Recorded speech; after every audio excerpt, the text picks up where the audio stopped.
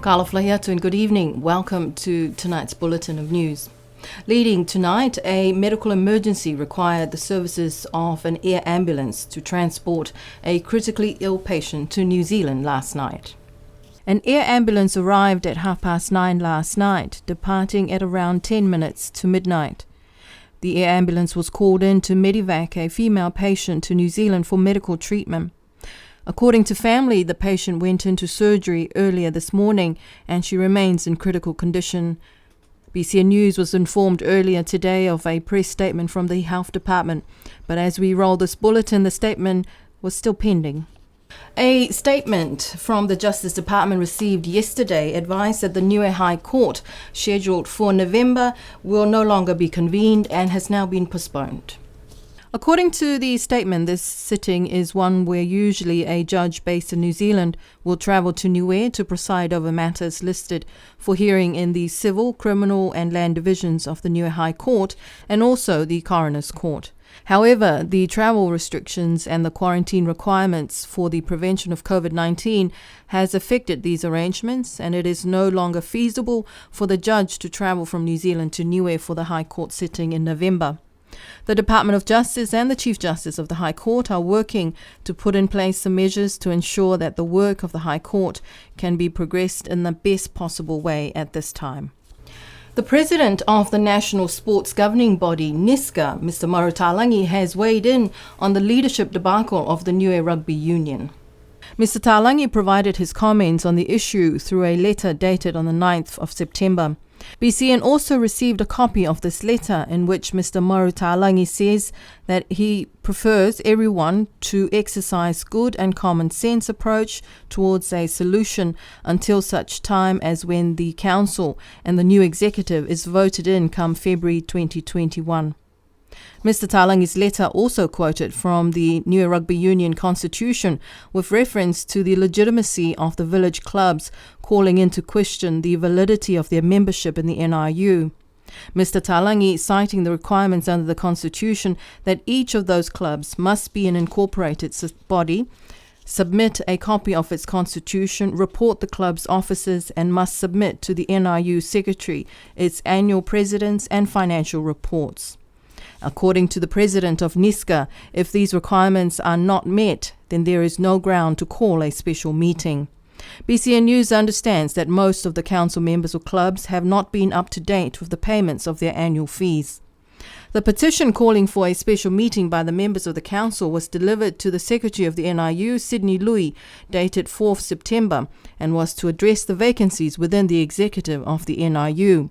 However, Mr. Mauro Talangi said in his letter that the 2018 updated NRU Constitution provides that the executive may fill any vacancy on the executive and the person so appointed shall hold office until the next annual general meeting. Mr. Talangi further added, I suggest that the CEO vacancy is to be decided by the executive and the presidency vacancy is to be deferred to the next AGM.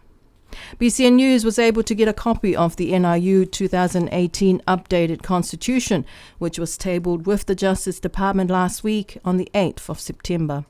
BCN is still waiting response to questions sent to the Secretary of the Niue Rugby Union as to whether the special meeting will be called.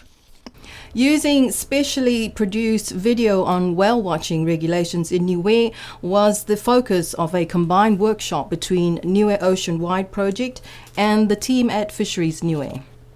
According to Brendan Parsisi of Niue Ocean Wide Project, the purpose of the workshop was to present a whale watching regulations video as part of pre-season training for local marine operators. The session also provided an opportunity for the operators to hear from Omatafua's president, Fiafia Rex, on the findings of the most recent whale research on Niue. The whale watching regulations was first introduced in 2016. However, this is the first time these regulations have been put into video format, which is aimed at creating an easy learning and training tool for both fisheries officials and the local operators.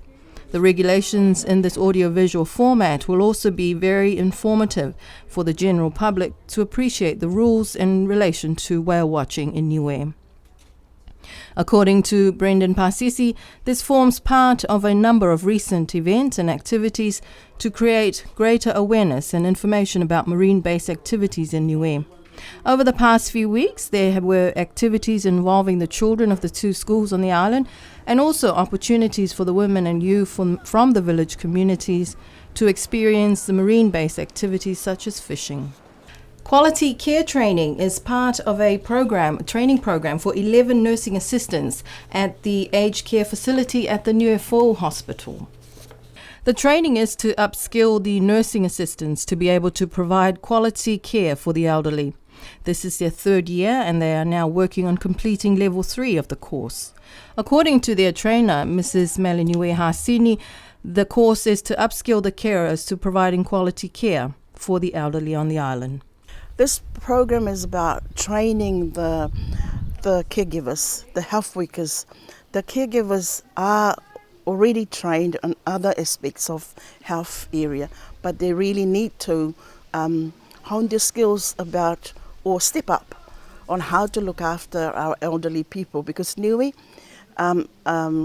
now has got a lot more, it's an aging population, so we're looking at a lot more nurses, a lot more caregivers to work in the hospital and also outside in the community.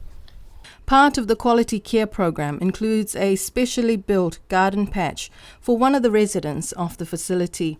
The garden project for resident Hila Tulevihi was built with the support of the Department of Agriculture, Forestry and Fisheries. The garden is part of the program.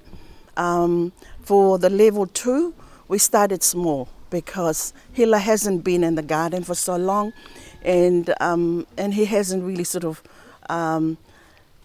he can plant, but with supervision. So the idea was give him quality care, the quality life that he needs to live a happy life as he gets older or aging.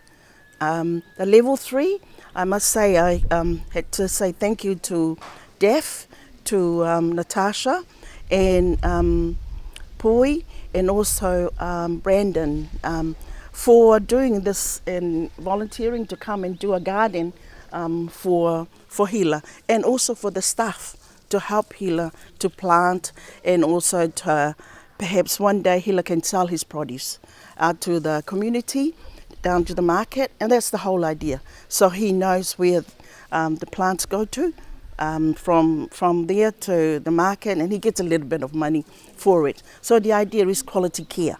Mrs. Hasini says this is all part of providing that quality care for the occupants of the facility, to provide them with something to do, and for the residents who are not able to participate, but is something they can enjoy watching as the garden grows. And speaking of growing, the Niue Growers Association received a boost last week with the opening of a new office space and $30,000 in funding from the Niue government. The office, located within the Niue Market building in central Alofi, was officially opened by the Minister of Natural Resources, Honourable Samona Ainu, and the President of the Niue Growers Association, Takili Talangi. In her speech, Minister Ainu said that the growers have continued to respond to the demand to produce agricultural produce each week, and it's only fitting that the government recognises and reciprocate by establishing proper facilities for the vendors to trade from. According to the press statement from the Department of Agriculture, Forestry and Fisheries, Premier Dalton Tagilangi was instrumental in the revamp of the Niue Market and the establishment of this new office. The director of the department, Poimatangi Okesene, who has also been instrumental in the development of the facility, acknowledged the government's efforts to supporting it. He says they will ensure robust processes are established to assist all growers and market vendors. The opening of the new office took place after the annual general meeting of the Niue Growers Association last week. Not quite a good catch this year, as only 3 pelagic fish were caught at the Alofi North fishing competition last Saturday, according to the organisers, the Alofi North Village Council. The heaviest wahoo was caught by Darren Mangatungia, was 12 kilograms, and he also caught a 7.5 kilo mahi-mahi.